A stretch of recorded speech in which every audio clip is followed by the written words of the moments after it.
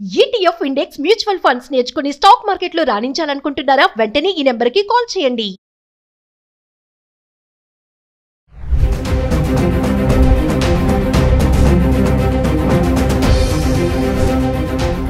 నమస్కారం, నేను మీ అడ్వకేట్ సంగీత. బెంగళూరు ఇన్ఫోసిస్ కంపెనీలో ఒక కామాంధుడు ఒక అమ్మాయి బాత్రూమ్ లో ఉన్నప్పుడు దొంగచాటుగా తన వీడియోలను రికార్డ్ చేయాలనుకున్నాడు. వెంటనే ఆ అమ్మాయి ఆ కదలికలను గుర్తుపట్టేసి ఎవరో బాత్రూమ్ లో ఉన్నారని చెప్పి చూడడంతో ఒక అబ్బాయి అమ్మాయిల బాత్రూమ్ లో ఉండి ఫోన్ తో రికార్డ్ చేస్తున్నాడు.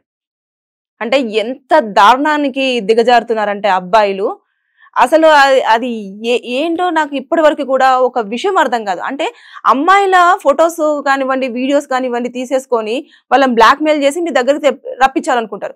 కానీ అమ్మాయిలకు చట్టాలు ఇప్పటికీ కూడా చాలా ఉన్నాయి, అది మర్చిపోతున్నారు. మీరు అసలు ఎలాంటి శిక్షల్లో అనుభవిస్తారు ఇవన్నీ మీకు సంబంధం లేదు.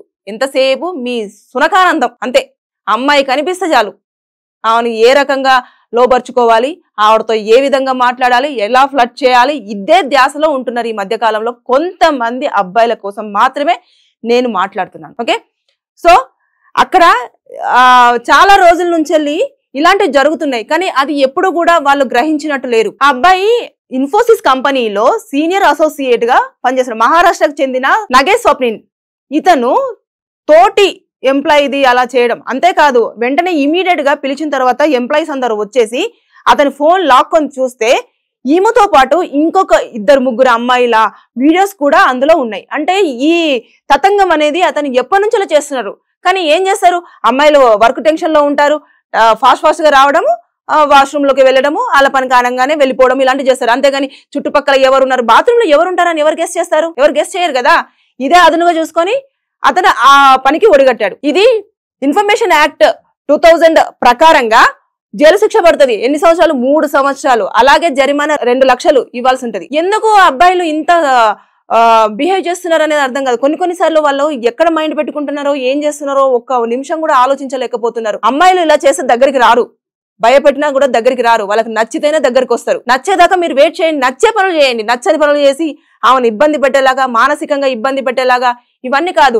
ఇప్పుడు ఆవిడ ఐటీ యాక్ట్ కింద ఇచ్చేసింది కదా, అందులో ఏమొస్తుంది, ఇలాగే తెలియకుండా మనము హైడ్ లో ఉండి వీడియోస్ తీయడము, వాటిని తీసుకెళ్లి ఇంకెక్కడైనా పోస్ట్ చేయడం అని బెదిరిస్తడము, ఇలాంటివన్నీ వస్తాయి. అందులో పనిష్మెంట్ చాలా సివియర్ గా ఉంటుంది. అంతేకాదు పోలీస్ స్టేషన్ లో కూడా వాళ్ళు కేసు ఫైల్ చేస్తారు. కేసు ఫైల్ చేసిన తర్వాత అక్కడ కూడా వాళ్ళు కొన్ని సెక్షన్స్ అప్లికేబుల్ చేస్తారు. మిమ్మల్ని తీసుకెళ్లి కోర్టులో నిల్చోబెట్టేస్తే 3 సంవత్సరాలు తోసేయండి జైల్లోకి, 2 సంవత్సరాలు జరిమానా కట్టండి అని చెప్పేసి చెప్తారు. ఇవన్నీ జరుగుతూ ఉంటాయి. అంత చదువుకున్నారు నగేష్ అనే వ్యక్తి. ఐటీ కంపెనీలో జాబ్ రావడం అంటే కొంతమంది క్యూలు కడుతున్నారు. ఇప్పటికి చదువుకున్న వాళ్ళు ఇప్పటికి జాబ్ రాక రోడ్ల మీద తిరుగుతూ ఉన్నారు. జాబ్ వచ్చి సీనియర్ అసోసియేట్ గా వర్క్ చేస్తూ అతను చేసిన పని అది. ఏదైతే హెచ్ఆర్ డిపార్ట్మెంట్ వాళ్ళు ఉన్నారో ఇమీడియట్ గా వచ్చేసి దాన్ని డిలీట్ చేయించారు. కానీ ఆ అబ్బాయి కదలికలను గుర్తుపట్టేసి ఆ అమ్మాయి చెప్పకపోతే అలా ఎన్ని సంవత్సరాలు చేసేవాడో, ఎంతమందిని ఇబ్బంది పెట్టేవాడో మనకు తెలిసింది ఇప్పుడు. కానీ ఇలా తెలియకుండా ఎవరైనా అమ్మాయిని ఇబ్బంది పెట్టాడా లేదా అనేది కూడా పోలీసులు ఎంక్వైరీ చేస్తారు. మొత్తం ఫోన్ అంతా కూడా చెక్ చేస్తారు. చెక్ చేసిన తర్వాత ఎప్పుడైతే ఇన్ఫర్మేషన్ యాక్ట్ కింద వెళ్ళింది కదా, వాళ్ళు కూడా మొత్తం ఆ డేటాలో మొత్తం ఆ ఐపీ నెంబర్ తోటి మొత్తం ట్రేస్ చేస్తారు. ఎక్కడెక్కడ ఉన్నాయి, ఏమైనా వీడియోస్ పోస్ట్ చేశాడా, లేకపోతే ఎవరికన్నా ఫార్వర్డ్ చేశాడా, ఎవరినన్నా ఇబ్బంది పెట్టాడా, లేదంటే ఎవరి ఫొటోస్ అన్నా సేల్ చేశాడా, ఇవన్నీ కూడా చూస్తారు. చూసిన తర్వాతనే అతనికి పనిష్మెంట్ ఉంటుంది. ఆల్రెడీ పోలీసులు అరెస్ట్ చేశారు, తీసుకెళ్ళి తోసేస్తారు. ఎందుకు అబ్బాయిలు, ఎందుకు ఎంత కకృతి బుద్ధి, ఎందుకు, దేనికోసం? అమ్మాయిల బాత్రూమ్ లోకి వెళ్ళి మరీ ఫొటోస్ తీసే అంతగా కొంతమంది ఇలా ఎందుకు బిహేవ్ చేస్తున్నారు? సో ఆలోచించుకోండి, కెరియర్లు పాడు చేసుకోవద్దు. అంత చదివి ఉద్యోగం వచ్చి మంచి పొజిషన్ లో ఉన్నప్పుడు చీప్ అయిపోయే పనులు చేయకండి. శిక్షలు పడతాయి. మీరు అనుకుంటారు ఏముంది, పోలీసులు కేసు ఫైల్ చేస్తారు, 4 రోజులు జైలుకి వెళ్తాము, బెయిల్ మీద బయటకు వచ్చేస్తాం, మళ్ళీ కాల్ ఎగరేసుకుని తిరుగుతామని. కేసు రన్ అవుతూ ఉంటది. ఒకవేళ నిజంగానే మీరు తప్పు చేశారని నిర్ధారణ అయితే మీ లైఫ్ మొత్తం స్పాయిల్ అవుతుంది, ఏజ్ పోతుంది. వెంటనే మీరు కొన్ని రోజుల వరకు అసలు ఎవరితో సంబంధం లేకుండా ఒక పర్సన్ ఒక బందీ కానలాగా ఒక జైల్లో ఉండాల్సి వస్తుంది. అక్కడ అన్నోన్ పర్సన్స్ తో మీట్ అవుతారు. అక్కడ ఉంటది, మామూలుగా అన్ని ఉంటాయేమో, కానీ లైఫ్ కోల్పోతారు. మీ చుట్టుపక్కల ఉన్న వాళ్ళ నమ్మకం కోల్పోతారు. మీకంటూ ఒక మార్కు పడిపోతుంది, వీడు ఒక వెద్దవ్వ అని. వీడు అమ్మాయిల చిత్రాలు అంటే ఒంటి మీద బట్టలు లేకుండానో, లేకపోతే ఇలా బాత్రూమ్లలో దూరో ఇలాంటివన్నీ చేస్తున్నారు అని చెప్పేసి ఇబ్బందికరంగా అనుకునే మాటలు కూడా మీరు వినాల్సిన పరిస్థితి వస్తుంది. సో ఈ నగేష్ చేసిన పనికి మాత్రం చాలా దారుణమైన పనిష్మెంట్ ఉంటుంది.